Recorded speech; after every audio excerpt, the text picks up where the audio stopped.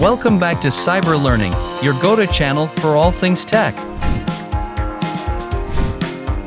Today, we will show you a simple and quick way to add charts to your Excel spreadsheets.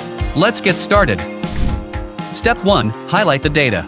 Begin by clicking and dragging to highlight the data you want to turn into a chart. This allows you to exclude any unnecessary information. Step 2. Generate the chart. With your data selected, hold the Alt key and tap F1. Excel will automatically generate a simple chart for you and place it on top of your data. Step 3. Customize the chart. You have the option to move the chart to a different location or resize it.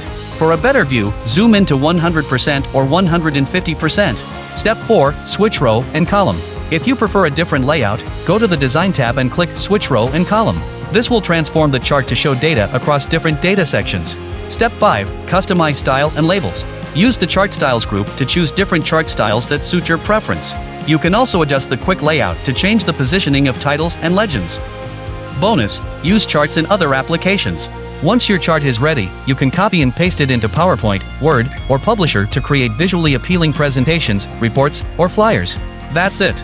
You've learned how to create charts and graphs in Excel in just 5 simple steps.